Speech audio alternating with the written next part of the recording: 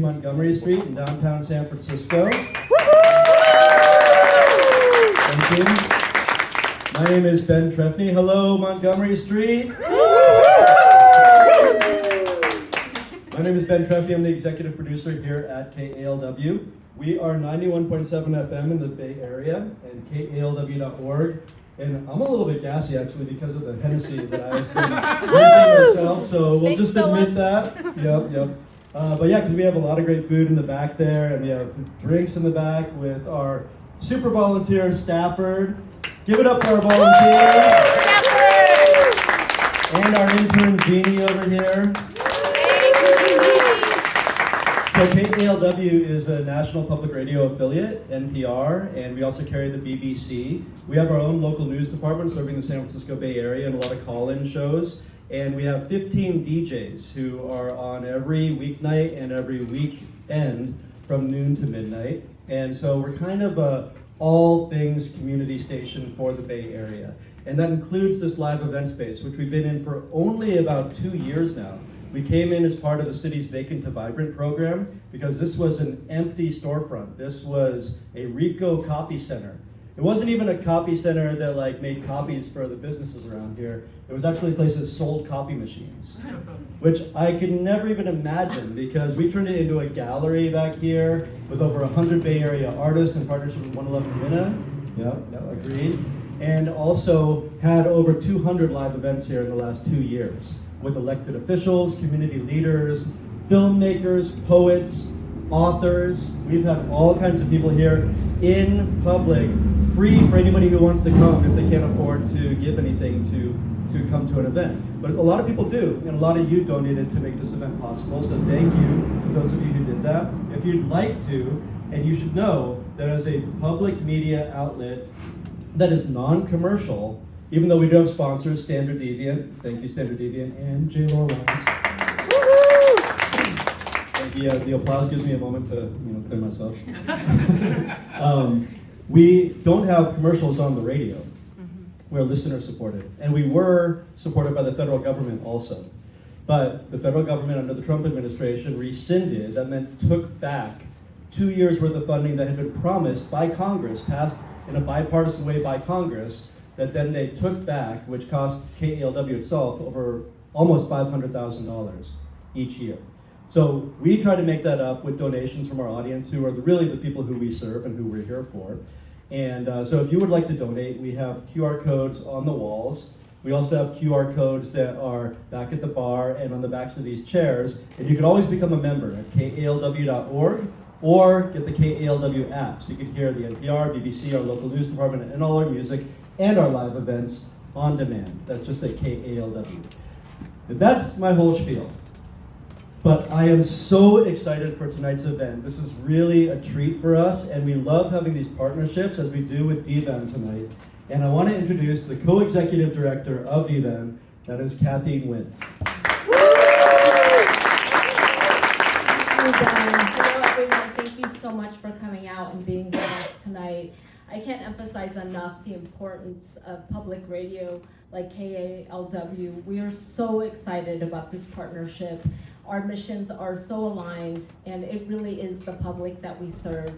So DVAN is a literary arts organization that is based right here in San Francisco, and we couldn't find a better partnership than with KALW to bring this live event of our talk show hosted by Viet Nguyen and Philip Nguyen, and the wonderful panelists that we have with us tonight. And Philip will be introducing them all, but thank you so much, and please do contribute during this really critical moment. I hope some of you were able to attend the No Kings rally today. All the voices are so important in this time, and we really appreciate it. And please contribute to KALW, and if you want to find out more about the work that we do, please visit us on our website at dvan.org, dvan.org.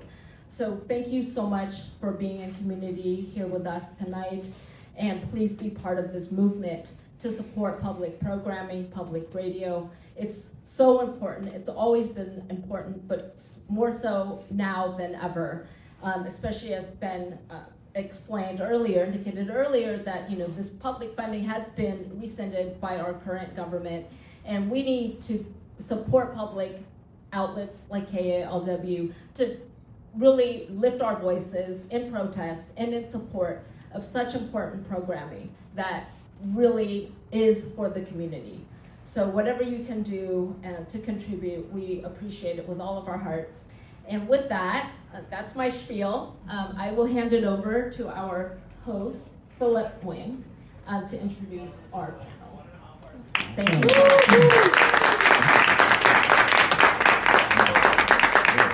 Thank you. Thank you. How y'all doing? How's everyone feeling out there? Yeah. This is weird. We're usually on Zoom. Please drop a like in the chat. Your heart reacts.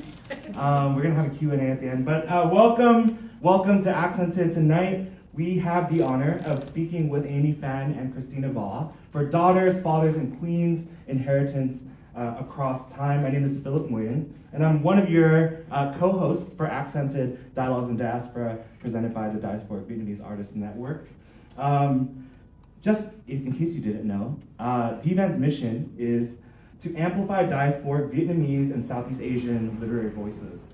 We empower artists in the diaspora and champion our complex and diverse stories, ensuring our perspectives reshape and expand the broader cultural narrative. So what we're really doing is trying to figure out ways to challenge, complicate, obscure, recenter dominant narratives that have not been written about us by bringing people together. We've been doing this for 5 years now. I think we started Accented in 2020. So this is our 5th year. This is our 49th show. This is one of the first times that we are able to do it live in person here with KALW. And we're really excited to have KALW as a partner. You can also find previous episodes of Accented, as well as this one that we're recording live right now, on Spotify, Apple Music, and anywhere you listen to your podcast. Wow, that sounds so official.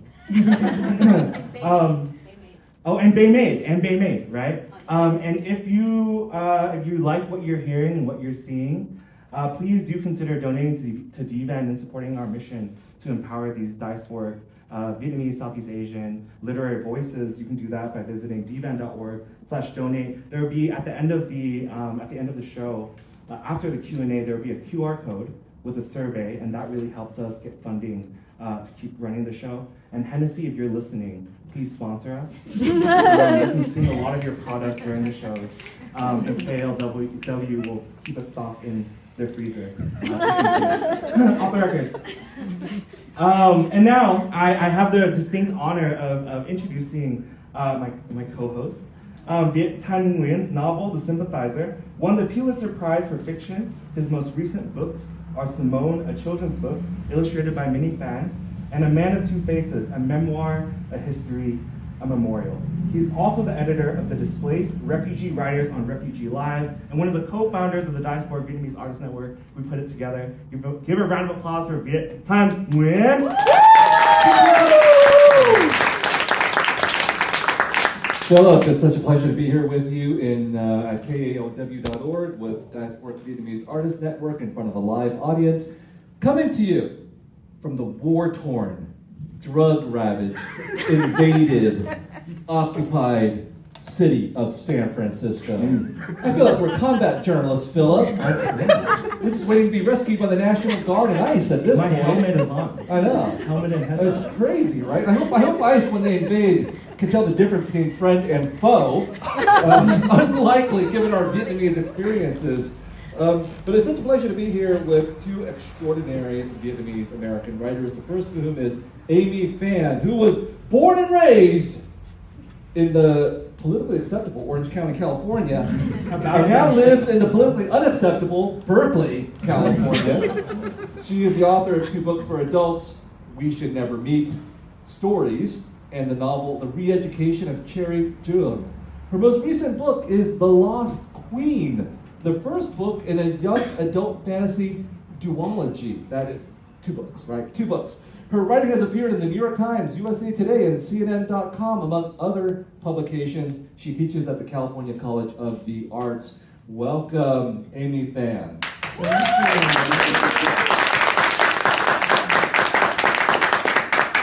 Christina Vo is our next author. She's a Santa Barbara-based author whose work delves into themes such as loss, intergenerational trauma, healing, identity, and the notions of home and reconciliation. Her second book, My Vietnam, Your Vietnam, published last year, is an intergenerational memoir co-written with her father. Christina is also the author of The Veil Between Two Worlds, a memoir of silence, loss, and finding home. Welcome, Christina.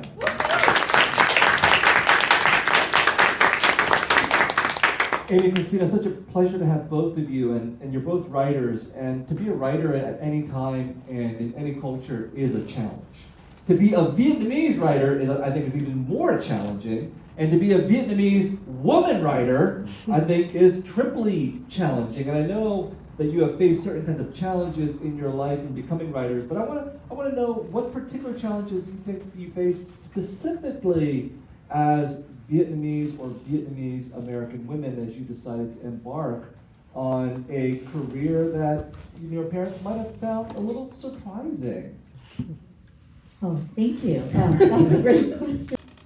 I'm known as the kid in my family who always seemed to get what she wanted. Like, that's the reputation I have with my family, is I'm the kid that got to go to UCLA while the rest of my brother and my cousins got to go to the UCI.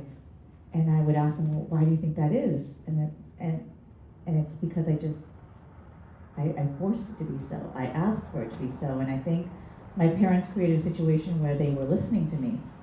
I don't know if that's always very common, where they always were telling me to speak up, and they wanted to hear what I said, and they wanted to hear my voice. And so in a way, I felt very fortunate to have the parents I did, but I also saw the blowback they would get from their brothers and sisters and from people in the community that I was too loud. I spoke up too much, and why were they letting me talk so much, and wondering if they were not parenting me well. And so I think they got a lot of blowback. They got a lot of criticism for that, but I'm also very grateful for what they did, because I don't think everyone has that experience. So in that way, I was emboldened at home to be able to speak up, to be able to lead. They trusted me a lot to speak for them, right? Because they trusted my English, so I was often a translator. And I think because I had that role as the oldest, to be able to speak and help them and translate, they respected my voice. And so I'm really grateful for that. And then it translated very well to, I had faith in my voice, I believed in it, I liked talking, I liked expressing myself, that it naturally then led to writing. The idea that Vietnamese parents would actually listen to you, that's amazing. I've rarely heard of that concept. But how did they tell you that their brothers and sisters or whoever in the community was actually criticizing them for what you spoke? I mean, how did they relay that information to They you? did not. Okay. That's what was interesting. So now that I'm hearing from family that they sheltered me from that. They kept that from me, and so I don't know how I would have felt if I had known that. My dad always had this, it's one of my favorite sayings that he says, and I say it to my own kids. He's always like, please share with me. What are you thinking about? Please share with your dad. I want to know about your day.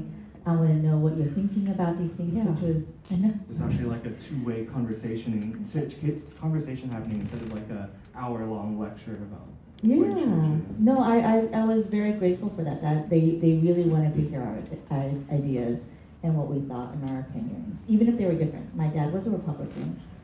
I ended up being, not a Republican, but he always wanted to listen, and I think that is something that was really encouraging. And yeah, I don't know how I would have felt if I had known how much criticism they got, but I'm very grateful for it. I mean, we hear so many stories about Vietnamese parents who are domineering, and especially towards women, but in general as well. So let's uplift Vietnamese parents who actually do things like support their children and encourage conversations and dialogue and talk to them. Yes, so revolutionary of a concept. Christina, were your parents as supportive of you? Well, my dad actually didn't speak to me. And my dear friend who I met in Saigon like 20 22 years ago, I would always tell him, my dad actually doesn't talk to me. He never believed me. He's like, she's exaggerating. Just like when we had an apartment fire in Noe Valley living together, and somebody texted me and said, I think your apartment's on fire. And Danny walked behind me, he's like, I think she's exaggerating. Our apartment was on fire. Danny didn't believe me that my dad did not speak until we were sitting at a coffee shop in Saigon. Jenny Changlei was at that table, and it so happened somebody knew his father and son. They were visiting from Indiana University professor. I grew up in Indiana, and he said, oh, who's your dad? I know your dad. He's the handsome man who doesn't speak. And then Danny looked at me and said, oh my God, your dad actually doesn't speak to you. He didn't believe me until this person in Vietnam validated it from Indiana. So I had a very different experience because my mom was very social, and she was also not independent because she didn't drive. And my dad was a doctor, so we relied on my mom's ability to be social to get rides, to go anywhere. And then my dad, and I spoke about this a little earlier, my dad just lived a very separate life. So even when we were in Tennessee, he had his own room, a study, and he had a twin bed, and was always in that room. My mother, my sister, and I slept in a room together. And then when my mom died, it was like, we just didn't have a connection to this man. And so I didn't realize I wanted to write until probably like somewhere in my mid-20s, probably when I was in Vietnam. And it was so special to me because from this book, we did an event in Santa Fe. No, it was somewhere at one event. It was either at Texas Tech or in Santa Fe, but my dad, who wanted me to go to medical school, follow that path, and I didn't want to do it, he actually said that he was honored to have a daughter that followed in his path because of the writing, and that meant so much to me. And also when we were at Texas Tech, somebody had this profound realization that was like, your father's silence was permission. Because I now realize I'm in trouble a lot because I'm saying things I shouldn't say out loud, and also I guess writing things I shouldn't write. But I didn't. My dad never. Silence was permission, and I'm really like that feels like such a privilege because it allowed me to say whatever I want without being punished. And yeah, so. Well, let's delve into some of these yeah. details that you just revealed to us. Well, first of all, the silence is really interesting because oftentimes the way that Vietnamese parents discipline their children is not by silence, but by actually telling you shut up or making it very clear what the demarcations are, what the limits are. But he simply wouldn't talk at all. No.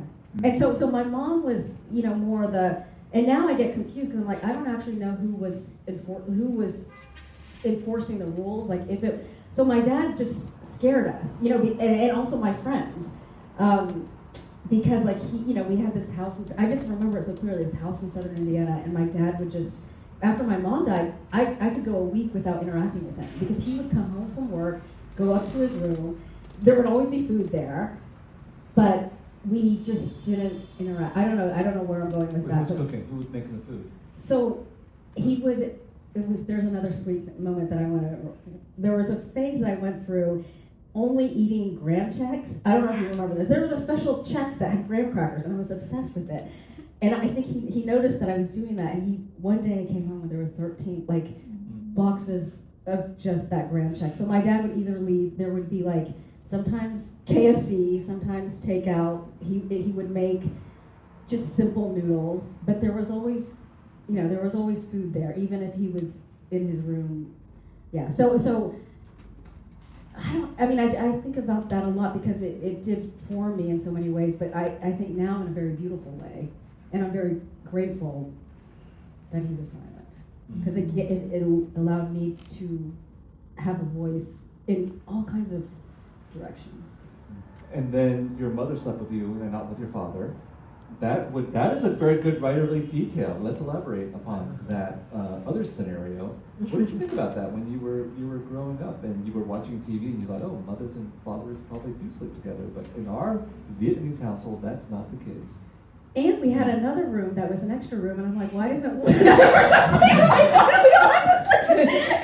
And then actually, I just want to elaborate what happened with that was then I was always afraid of sleeping alone. So even after. And I was ashamed of it because I didn't want friends to come over. and see that there are like 3 beds in one room and 1 bed in another, and have to explain that. But then when we moved, they did start finally sleeping together, and then I could never sleep alone. So even in high school, I would actually run to my sister's room in the middle of the night and sleep on her floor, or go to my dad's room after my mom passed, because my dad still slept, because when my mom had cancer, they had 2 separate beds, so they got a queen size bed for her, and he still had that twin size bed that he had like when we were in Tennessee, and a little light behind it, and he was, yeah. So there are a lot of things there. And I think it's because I'm drinking, and I never drink, so yeah. It's sorry. Accented. I'm now sharing. It kind of lets, a part of how we address silence in a Vietnamese American or diasporic household is a little bit of liquid courage. So it's most of the time for Accented, right? So I mean, it's really exciting to be able to talk to y'all both about some of the intricate details of your upbringing, both in the Midwest and the Southwest, and then in SoCal and in the Orange County, right? So just kind of getting into your books, which I'll write about, the way in which y'all share these intimacies with the public audience, right? Both of your books grapple with the weight of family history and what gets passed down, right? Whether that be silence, whether that be stories, or whether that even be misunderstandings. How do you understand this sort of the concept of inheritance? What does inheritance mean to you as writers of the Vietnamese diaspora? Like, is the burden of inheritance upon us to share out with the world, especially when a lot of these stories are shrouded in silence? Okay. I think inheritance is interesting because it's also, now that I am of the age where I'm supposed to be giving an inheritance to my children, I don't think we're always conscious about what we're giving them, right? I'm not there yet, so I'm taking notes. I think there are times when I'm saying things to my kids where I'm wondering, I should not be saying these things, or I should be doing differently, I should be choosing differently. I certainly know that there is also like withholding of inheritance where we don't want to give certain things to our kids because we don't want to burden them. We don't want them to have those memories. We want them to be free, but there's also a comfort in them knowing those stories. So I know my memory has changed. It's not like I have a solid memory of everything that's happened, and now I'm recognizing neither did my parents, right? Like I'm older than my parents were when they were, when I was a teenager, and so it's interesting figuring out what they were navigating through and figuring out about their own parents and about their own family and legacies and what they were going to pass to us. Like my parents loved to tell stories. Their stories were always wildly different from each other.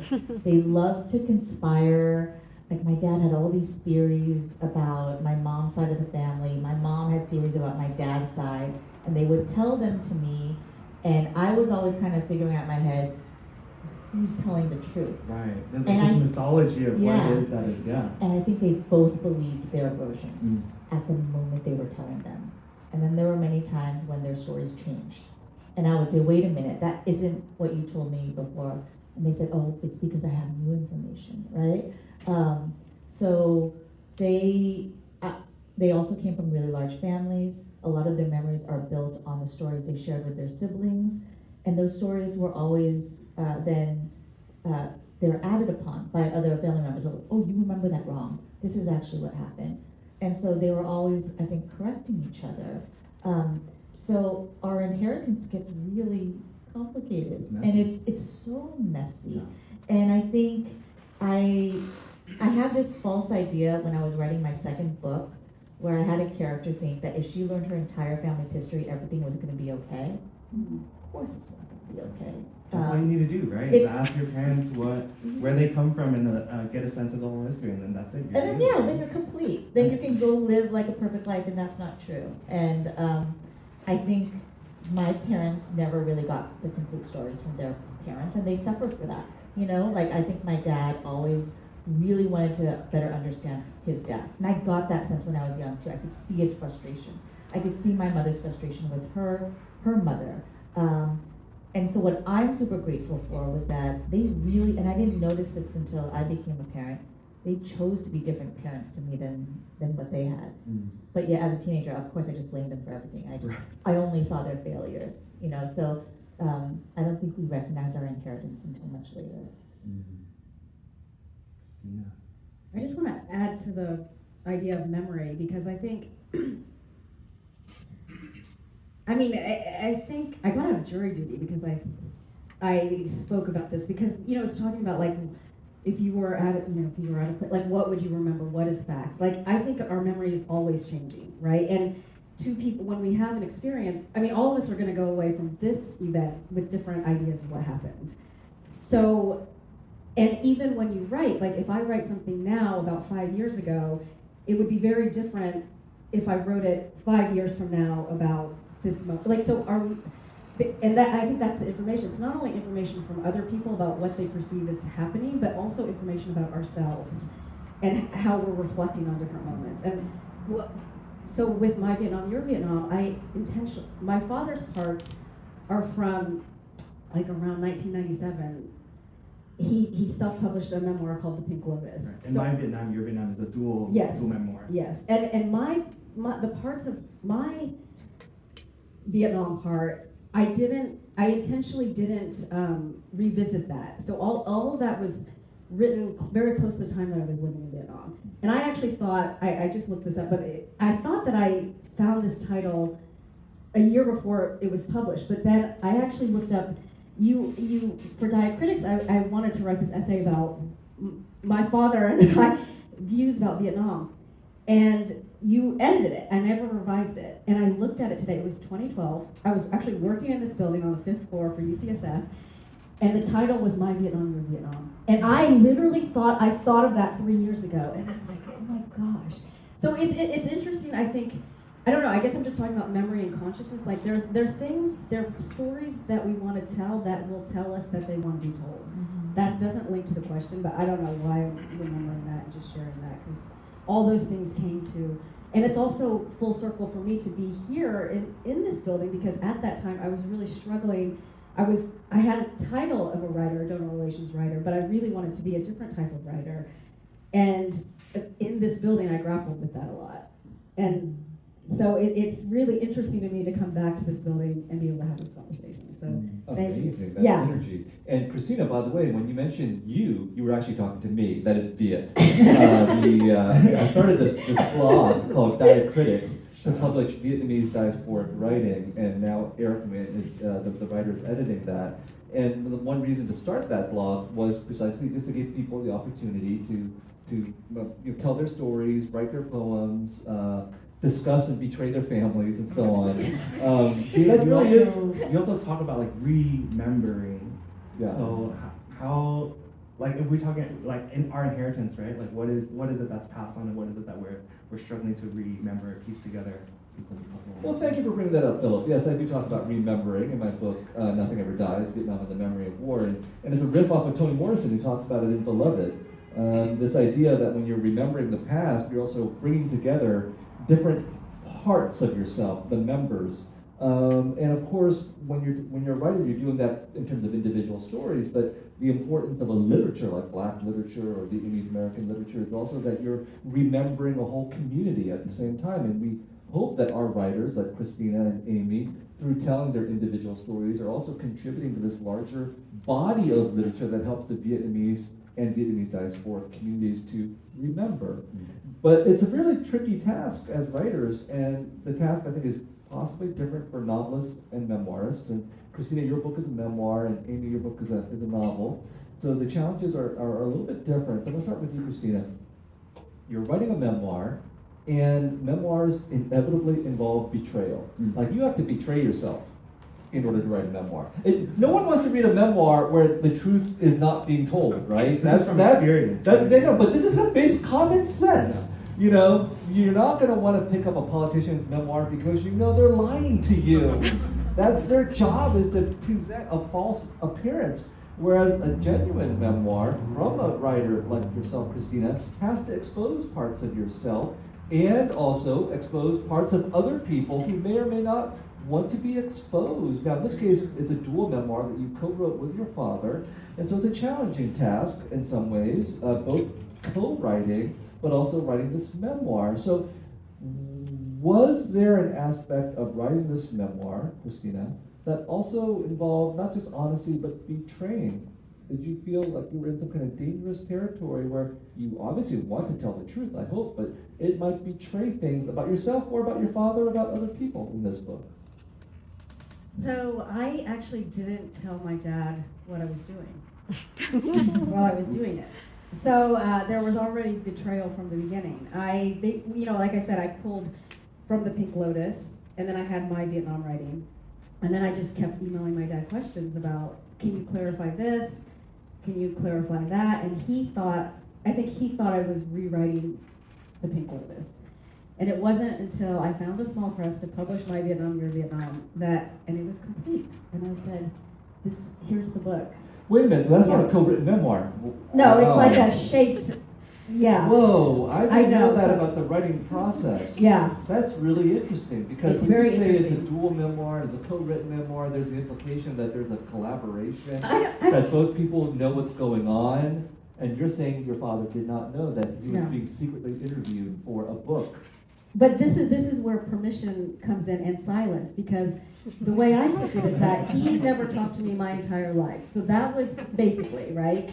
So that was in some way permission to do whatever I wanted to do. And this is what I wanted to do not to betray him, but because I thought it was important, and I thought the way that the chapters could speak to each other would be interesting and would be a contribution. And I assumed he would understand and would support that.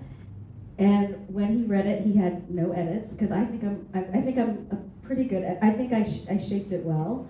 I think I never said it. I think maybe somebody else put co-written, because I've always known the process, and I wasn't trying to hide and say it. I think there were some misunderstandings. And I think in the end I clarified that, or I hope I did.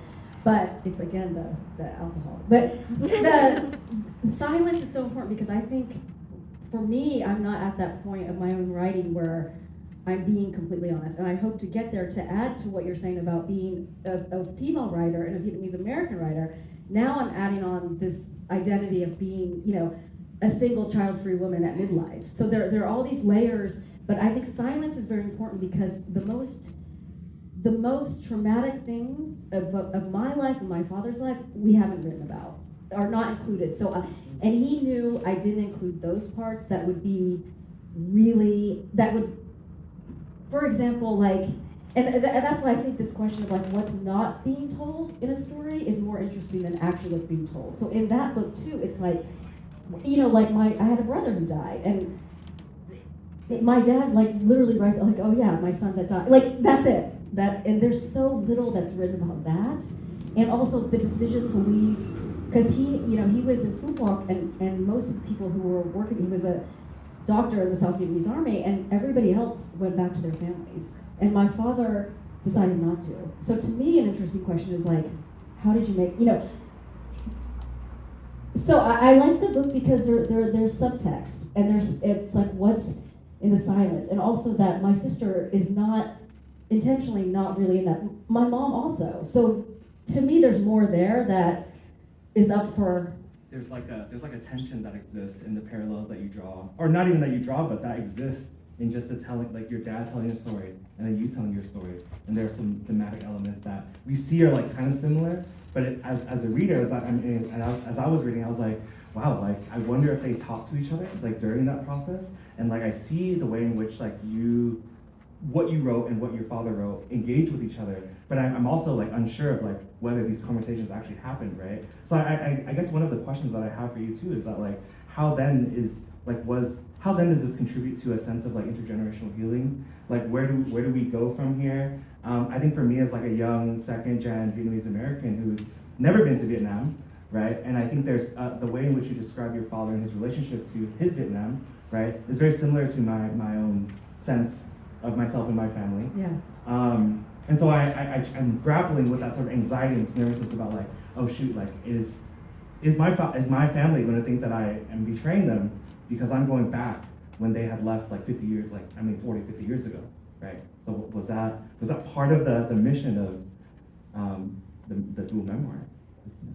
Okay, I don't know if I'm gonna answer differently. Yeah. Okay, because it was interesting because we had the it was translated into Vietnamese this year, and then we did a a book club with Vietnam, and it was so interesting because it triggered a lot in people. So they tried to get parent-child duos, and then some people wanted to invite an elder, but their parent didn't want to join. It brought up so many different things, and some of the elder Vietnamese people had to drop out because the conversations were so triggering to them, and they were also that they didn't like this idea of people going back to Vietnam and maybe capitalizing on experience there.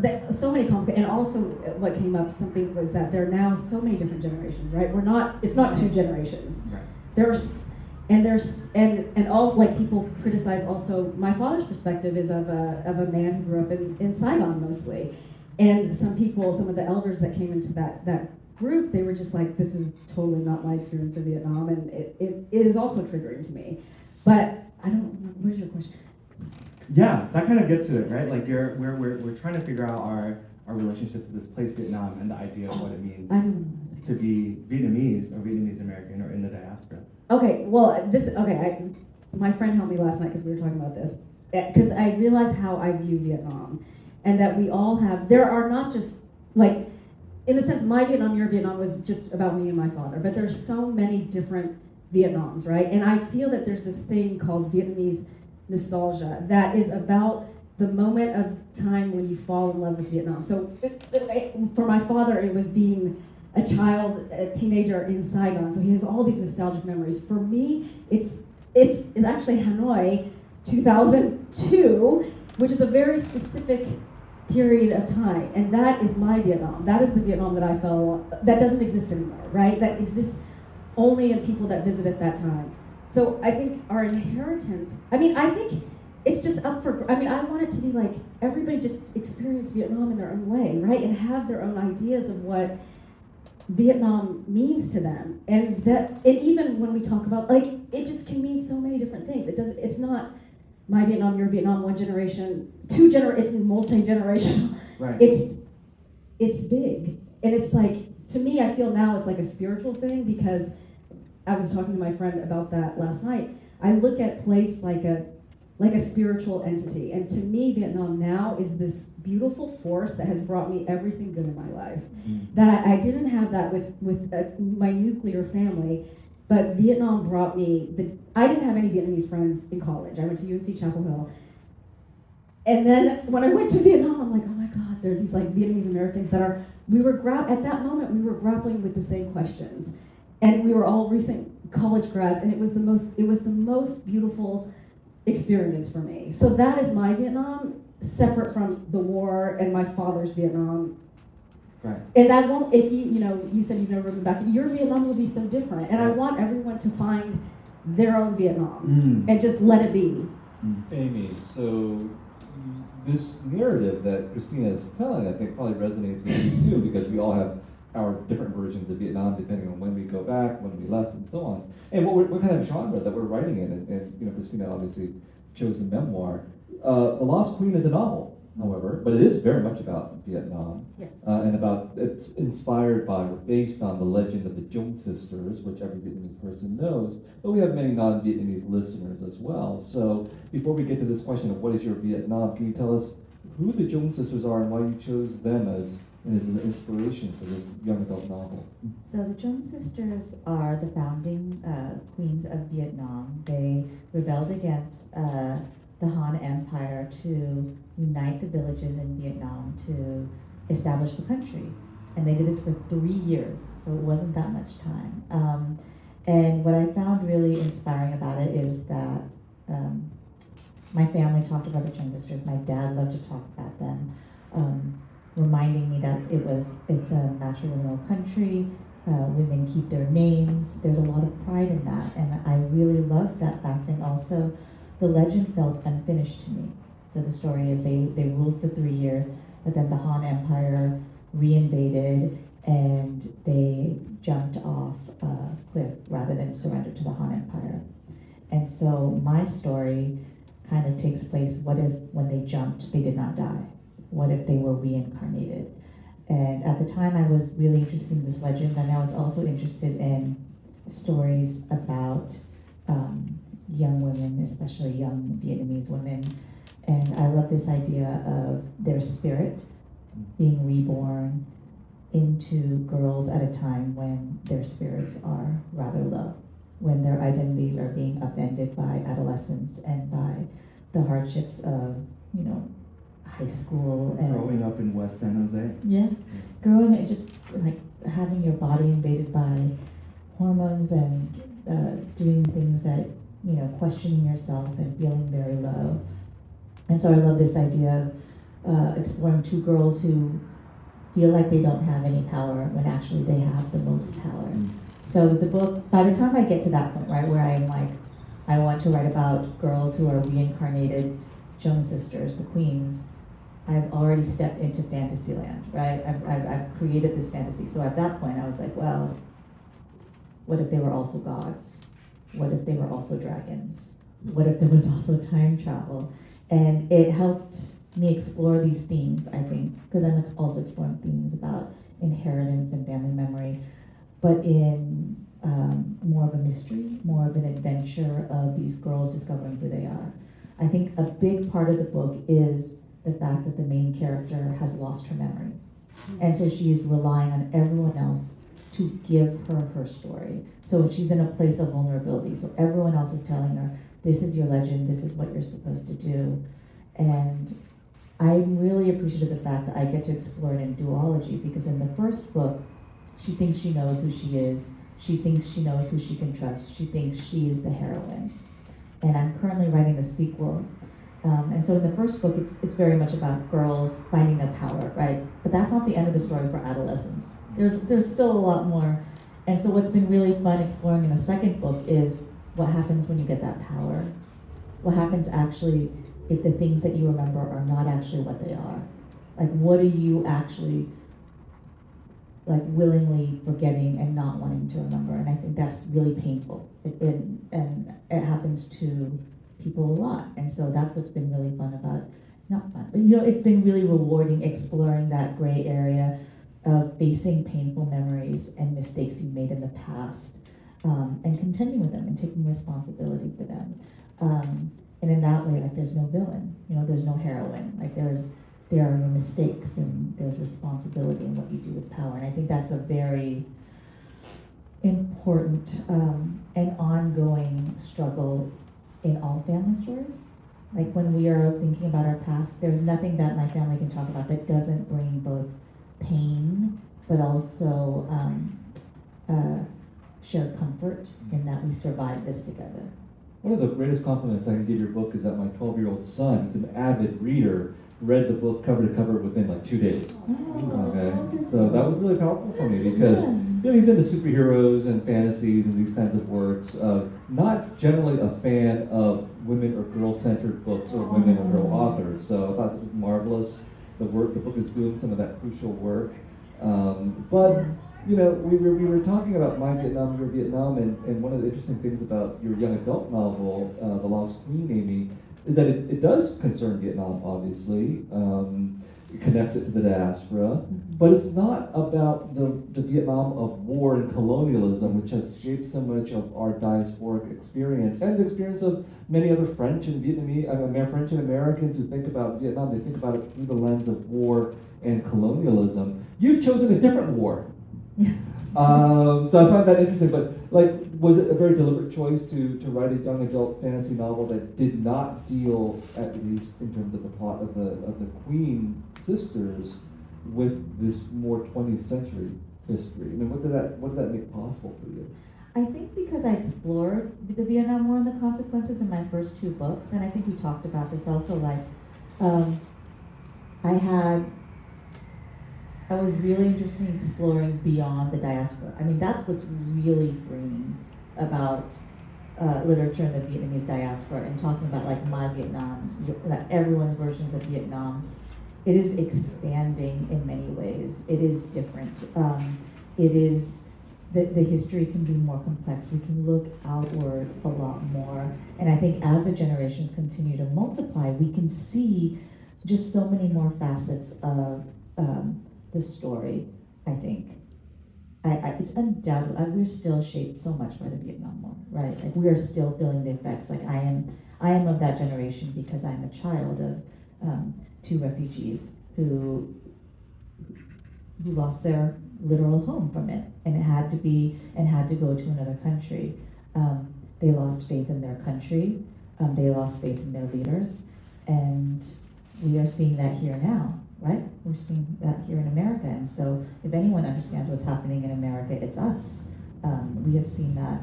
So you see that repetition, that cycle of war and power and corruption and what it does to people. And so that was what was really nice about, to go beyond the Vietnam War and to see how these struggles become actually quite eternal. Why the title The Lost Queen?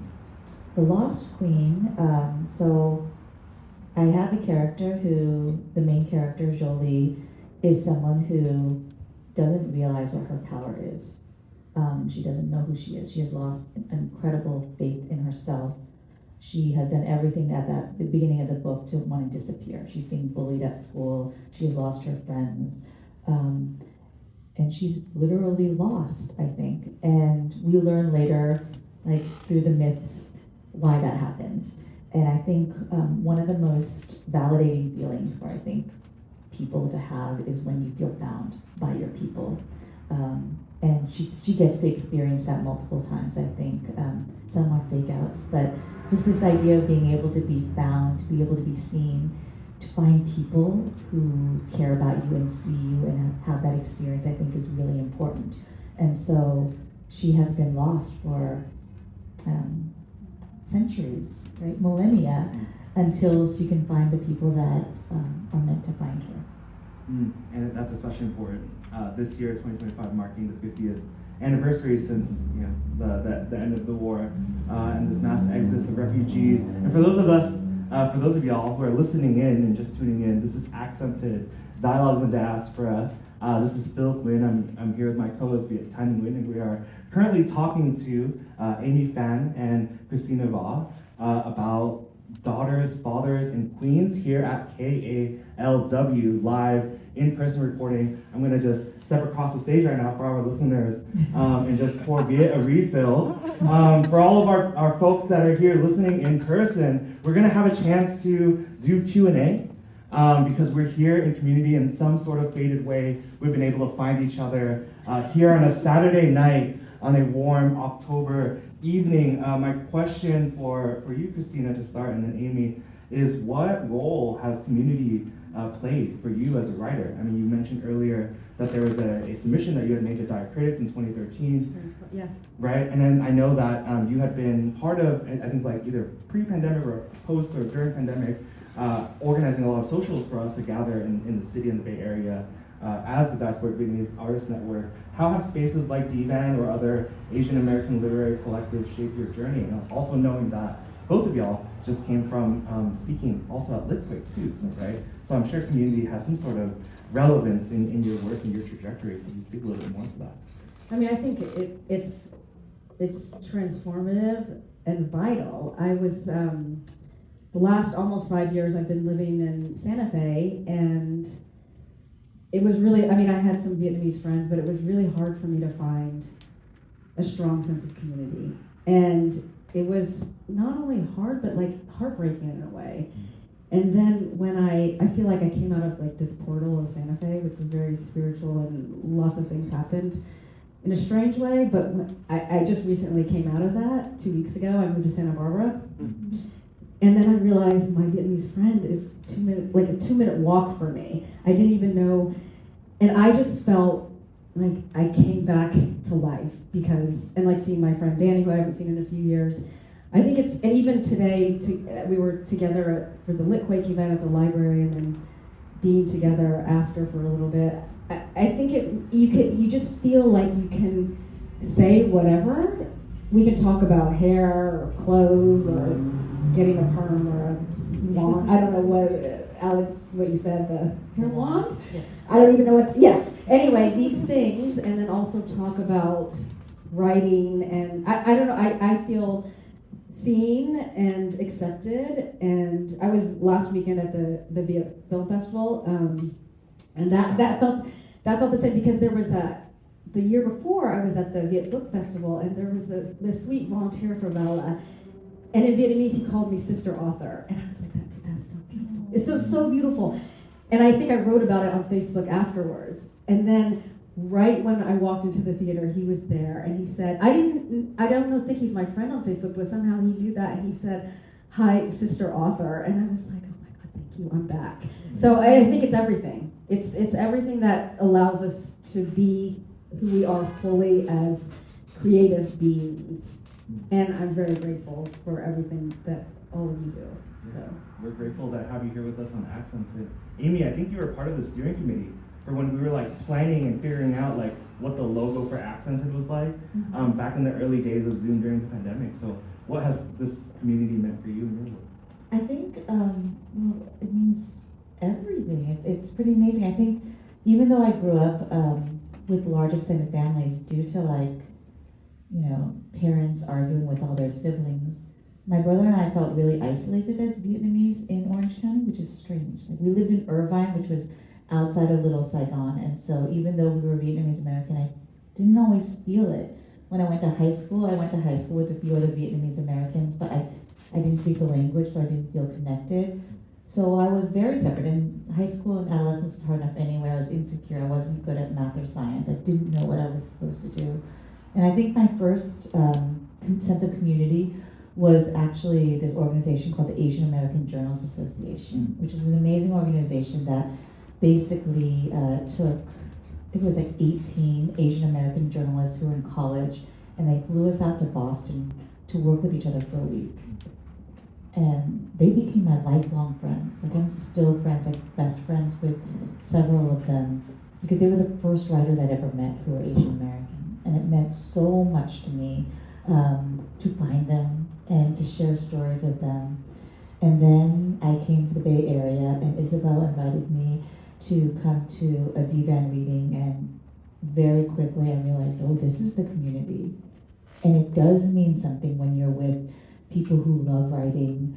You share stories and realize there's so many commonalities in the way our families were fractured, how messed up our families are, how fallible our parents are. We laugh a lot together, which I think is so important. You have to laugh and cry, I think. It becomes really important. Now, enough years have piled on where we've had lifetimes together, right? We got through like the horrible pandemic together. We're getting through this together. It's really important to be able to have that community, to know that these people still really love to write and they value it and they see the benefit in that, where you didn't have that kind of comfort and validation before. Writing can be really lonely. Writing is it is not often very rewarding, right? Like, it's you're often doing it for free or at a cost when you're not working, right? Publication is uncertain, but it's like the people around you. It's in this community. It's laughing with people. It's like the in-between events where you're running around a city trying to find somewhere to hang out and to sit and to be together. And so, I expect this to be like a lifelong journey. But yeah, the community is so important, because you're absolutely right, Amy. Writing is solitary. There's no way you can really get around that part. But nevertheless, the sharing of writing is not solitary. We have book clubs, reading groups, as Christina mentioned earlier. And Wait, Viet, did you intend for this to happen? Like, did you have a vision, or some psychic told you when you were thinking of with Isabel, Ink and Blood, way back when? So Isabel, who's being referenced here, is Isabel Thuy Phallo, who's the co-executive director of Diasporic Vietnamese Artist Network, otherwise known as DVAN, co-executive director along with Kathy Nguyen. So many Nguyens in the room right now, as a matter of fact. Related to them? Or I swear to God, there's a direct line from me to the emperor. Yes, absolutely. That's another young adult novel. But when we were students at Berkeley a long time ago, absolutely that idea was in my mind. That obviously we could only write alone, but that we could share the writing together, and the publishing and the readings, because it was so important to have community. Because what did community entail? Community entails solidarity, and community entails visibility. And both of those functions, solidarity and visibility, are so crucial because they let people know that they're not alone. Books, stories, poems also let you know you're not alone, but you're learning that in your solitude. And it's so necessary as human beings who are social creatures, basically, to affirm our community together as a congregation, as we are here today. And so I want to turn it over to our community that's present here. We're very fortunate to be able to do this podcast live and to have an audience, a live studio audience. And for those of you who are listening, you can't really see that this is a live studio audience of beautiful San Francisco Bay Area hipsters and arts lovers and at least 100 people on the wall. So we would love to have questions from the outspoken San Francisco, Oakland, Berkeley, Bay Area audience for the literary arts. Who's going to go first with a question for Amy and or Christina? Maybe before we get there, can we give it up one more time to our guests for today? Time to questions. If nobody goes, I will go. Yeah. Oh, Hello. oh. Hello. Hello, Beauty. And say your name, please. Oh, my name is BB Quay Jacobs. I'm part of DVAN KALW Collective, a group of women, Vietnamese women writers. I'm really honored to be here and just love hearing you share your journey and how you become writers. My question is, given silence and also the messiness of our parents and the previous generation, oftentimes we are told not to dig things up. It's easy for us to talk among each other, the same age, same generation, we can share openly. How do we tap into talking to the older generation within our family, having them open up and even share what is the truth, what is hidden, what is beyond the face value of what each family is trying to hold together? For me, I've kind of come, it's interesting because I think my dad, he's 78, I think he feels a little guilt now. Has he read the book? Yeah. Okay. Yeah. And so now I go back to his house, and now I think he wants to talk, and I'm like, I can't do this. I no, and every time, it's interesting because I was just there a month ago, and he has, probably should not say this, but I don't think he'll listen to this. Visibly declined from the last time I saw him 6 months ago. And it was so sad for me that like every night I was crying. And then I messaged his older brother, who's a lot more like me, like we're chatty. And so we're chatting, and I'm like, I think I'm worried about my dad. So then he went off and told all the other brothers, and then I got in trouble subsequently. And then I got in trouble for more stuff, but then they all sent me money. So I'm like, this is interesting. Like, if I get in trouble, do I get money? Like, I get money to go visit my dad, even though I don't need that money to visit my dad. And then my dad's partner also got really upset with me and was like, nothing's wrong. And we had and I overstepped the boundaries because sometimes we would get into, she's very protective of my father. And I feel my father and I, through the book and through other ways, just have, to me, we understand each other. Like, we're good. I think we're good. I think he thinks we're good. She doesn't think we're good. So she's always trying to say, oh, you should talk to each other. And I'm like, and one time I literally said, I think we're good. Just leave it. And sometimes I'm like, I don't know if we actually need to speak to have the reconciliation. I don't know if we actually need to, if we can find that. I mean, my friend and I were talking about forgiveness last night, and I think this is like broader than individual relationships. I always want to apologize, and I have to apologize a lot for things. I realize that now. And now I do it, so when I'm driving, sometimes I send voice notes, and I'm like, I'm really sorry I did this. I'm sorry I didn't see you. I do that now, and then I also think it's not necessary. And I think, so I just want to extrapolate that to like our dynamics. I think if we heal that ourselves, I don't think we necessarily have to be in dialogue about it. It's like breakups. I just went through one, and I'm like, there was so much hate. I'm like, I don't really. And someone's like, and he wrote letters, and I'm like, well, if he got to write letters, can I write letters back, because those letters really made me mad. And then even in addition to that, we were together for 2 years. I can now claim that I'm a writer. He is not a writer.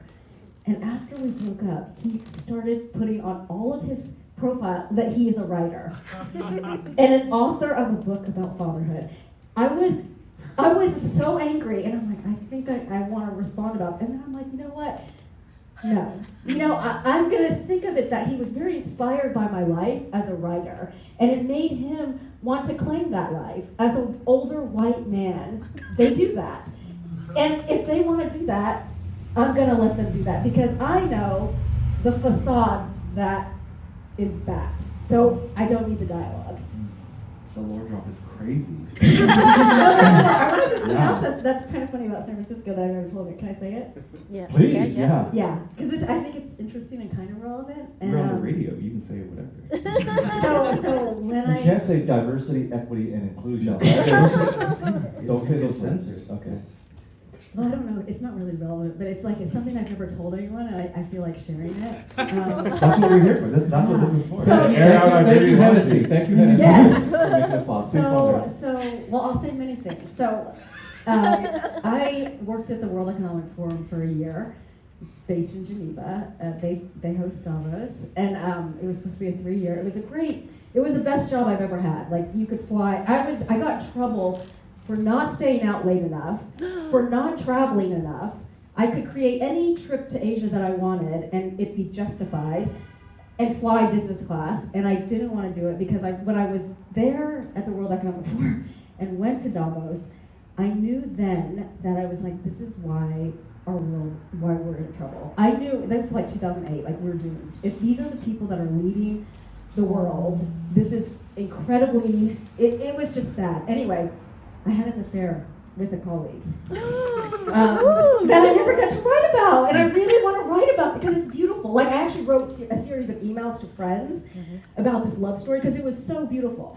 This is not even the point of what I'm sharing. It gets even better. So then I didn't know where to go because I was so heartbroken. So I left after a year. I quit because I was like, I don't think I have any chance for love if I know that he's like working, like at the floor above. So I left. And I didn't know, I had nowhere else to go that felt like home. So I went back to Vietnam, and I went to Hanoi. And I so love my like local Vietnamese friends, because they would be like, because they do kind of do this flippant thing, like just go sit outside and sit by the lake. And I'm like, what are you talking about? Like, go sit by the lake and be with people.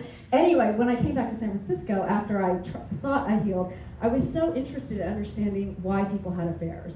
So I created a fake profile on Craigslist and would talk to people that were either open to, I don't even know what the term, and I created this name, Simone, after Simone de Beauvoir, Simone Leigh. I created this whole, and I would chat with people, and it was so much fun. And I should have written about that because it was amazing. You're gonna write about it. Yeah. I'm so glad that we workshopped your next book right here. Simone Leigh, I mean, it's just, yeah. Sorry, I just had to share. I've never been able to share that, and I'm like, I feel When the liberated. next book comes out about your love affairs, then we'll take credit for Yes. giving you the motivation for that. Oh, that Right was like before, emotionally and then cheating, actions, right? Like they're talking because you were listening. Well, and that's what I realized. I Yeah. realized men have more of a tendency to have an affair for physical reasons. Women will for emotional reasons. Well, they Women just- will all like if they're not feeling the emotional connection, and there's someone else that's more available. Like I think that's why women have affairs. Well, either side, I think, wants to listen and not be corrected. Can you remind me your original question? Because this connects to I it. think it's You and me. We've gone a very far tangent. generationally, right? It's all gonna connect. How do we reach back and like talk to the elders about what's going on, and then also like pave Okay. our own way? Break the Yeah. surface. To talk to the elders, first of all, they don't want to be corrected. Right. They don't want us to know about their affairs. They want their stories validated. They want you to believe everything, right? And that was what made it intolerable for me to hear a lot of my mom's stories. My mom had this thing. My brother and I both know about this, and also apparently all my cousins experienced the same thing with their moms and dads. they'll give you this look and they'll say, I need to talk to you about something important. And you just want to flee. You just want to run away because you know it's going to be a super heavy conversation because they want to trauma dump on you. We need to talk. They want to tell you, and this happened with my mom's side of the family where they were just like, I was the most put upon child. I was the one that suffered the most. And my mom very much had that. Like, I suffered so much and you need to hear all of them. And I've been hearing the stories for decades. And then I was talking to my cousins like, yes, for decades we've been hearing the same stories. And then we were trying to figure out what do we do when they clearly want to talk about it with us, right? Like, so my family's problem was they didn't want to stop talking. They wanted to keep talking about these things. And we as the kids were exhausted by their stories. And so my cousin was like, sometimes I just can't answer the phone. What do I do? And I said, my mom actually was pretty good about this. She knew that my phone would go to voicemail, and she would talk for the 4 minutes until she got cut off. And this satisfied her. So you have voicemails. Because she assumed I was going to listen for the 4 minutes, and she told me her side. And so I was like, good, you got it all out, you feel better now, and I can read a transcription of it to get the gist of what you're saying.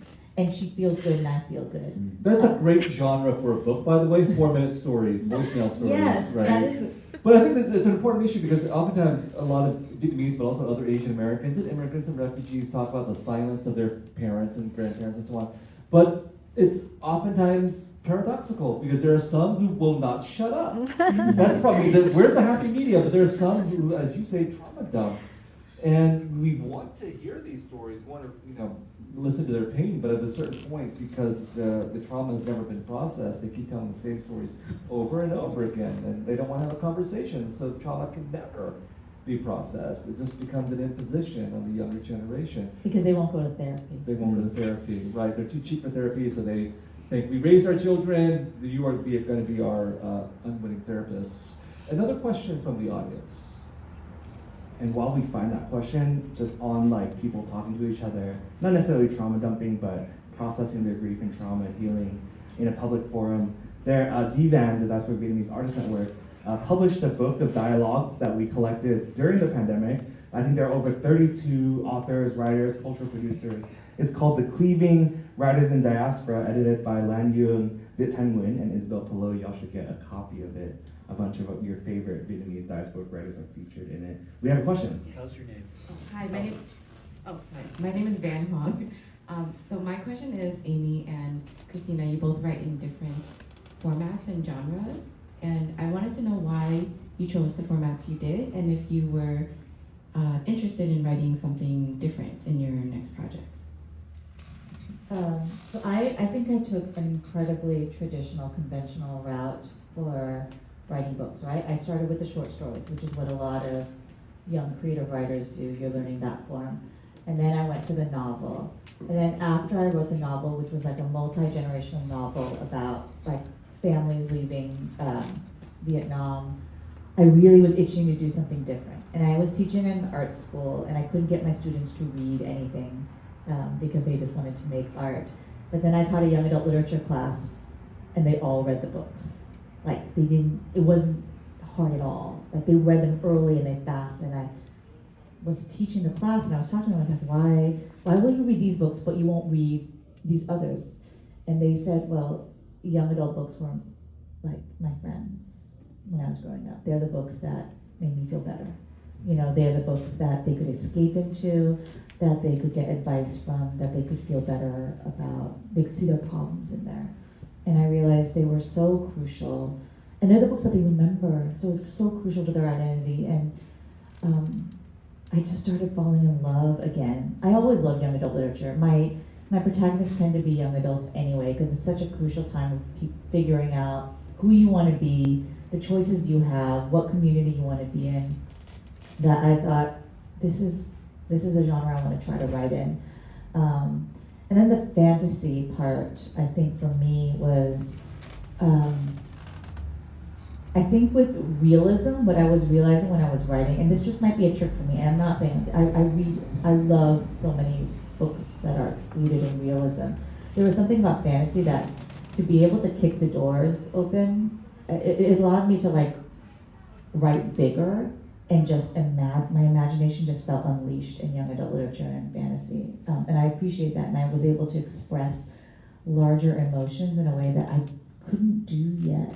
And it's not like I won't go back to it, but it was, it just gave me, it tricked me into just trying to be more adventurous and to be more courageous. And that's what I really liked about it. Christina, What was the question? About The genre. why we write in the... why in the genre that you? Why memoir? Yeah, I mean, I think because I've always, probably until I turned 40, I was just grappling with this trauma of family and my own wounds, and I had to just turn to writing to understand all of those stories. And so then I think writing became a form of healing, and then writing became a spiritual practice. Writing became like meditation and just a way of making sense of the world. But I also want to go back to something about that Bibi said, and that links to our earlier thing on lit wage, is that I hope that between generations that, and you have kids, that we allow, like, I got into a huge argument with my dad's partner, and it was so liberating because she's very traditional. And I had been in trouble by my dad for some things that I said, and he would say to me, "You have to be careful." And I'm like, "Careful of what?" Like, she's gonna... So what I'm saying is that I think that I am interested in this place that we can get to with between generations and also within community, where we challenge each other in a respectful way. And I think that this is gonna open so many doors, both in terms of conversations between generations and also within community. And I hope we have space for that. And I hope we go, I mean, I was just thinking about earlier today. Sorry, it's a tangent. I'm on tangents tonight. Yeah, thank y'all for that. We probably have time for like one more question as we also bring the feedback survey QR code onto the screen. Donate to DVAN, you can Zelle us, PayPal us. We're working on getting a Venmo. You can sponsor Accented Hennessy or any other alcoholic beverage provider. We're really cheap. We have low standards, you know. Yeah, No, I shouldn't have said sometimes. that. We have high standards. We do have high standards. But we will take liquor from anybody. We'll take anybody's liquor. Okay. If they're gonna do it for supporting and empowering Vietnamese, diasporic Vietnamese. What you really need to know out there in the sponsorship audience is that Vietnamese people love to gamble and to drink. So any casinos and liquor, Right. yeah, Right, absolutely. please reach out to us. You can reach out to us at Nguyen@usc.edu. Yeah. Any last questions? Hi, I'm Connor, and my question for both Amy and Christina is, what is one message you want your readers to take away from when they read your books? Good question. Shout out to Connor, who's in the Vietnamese American Studies class at SF State. Oh, one message. Well, what I'm working on now is a lot about womanhood, and I said this earlier, that I want to write about all the different facets of being a woman, and in this next project I want to be an unlikable narrator, because I want, like, I have a mean streak, and Danny actually named this mean side of me, because only a few people see this, so thankfully only one person at a time has to be in a relationship with me. But he actually named it Eileen when we were in Vietnam after, you know, remember the movie Monster? And Eileen, who was at Warren knows, who's an actual person, and he named the anger side of me Eileen. So what I hope in the next project that I write into the multitudes of what we are as women, and that we hold everything, right? And we can be angry women and still be kind and compassionate humans, and that everybody realizes that everything we see and everything that we criticize, we can see and criticize that because it's in ourselves. And even as this relates to colonization, like we need to decolonize even ourselves. And sometimes we don't, because we are a Vietnamese American community, we might think we know things, or, you know, that we're the ones that are colonized, but we have to be very aware of that with ourselves and with almost every person we interact with. So what I want is just for people to see the multiplicity and the contradictions that exist within each and every one of us. I think that's really good. And it covers, no, I'm serious, it covers a lot. Because if, in terms of like one thing to learn, I think one of the best things that happens with characters in a book is understanding how one thing that they, the version of things that they understand is only one version. And even if they get to understand maybe 2 or maybe 3 versions or 3 different perspectives, that's still not enough. I think we can get overly confident, we can get angry, we can feel betrayed when we're only seeing a sliver of a situation, a sliver of history, a sliver of an experience. And when you're able to step back and look at how much larger it is, it's vast, it's incomprehensible, it's kind of awe-inspiring, it's intimidating, but it's also humbling. I think that's the tricky thing about history. Like, if we're talking so much about how generations are angry, about how they have felt wronged by a certain regime, but they don't have any understanding of the previous regimes or the previous sufferings, right? They're only thinking about what they have experienced. But if they can even have like some kind of insight into the fact that there has been past suffering and understanding, then I think it opens up a place for being more compassionate, being more open, and being able to listen better. Because I don't think we're very good at that. And so I think like that humility is really important to see. Thank you both for that, and thank you all folks who have joined us here in community at the KALW Studio 91.7 FM Bay Area. Thank you all for hosting us. Accented Dialogues in Diaspora, Christina, Amy, y'all are amazing. Viet, we do this thing.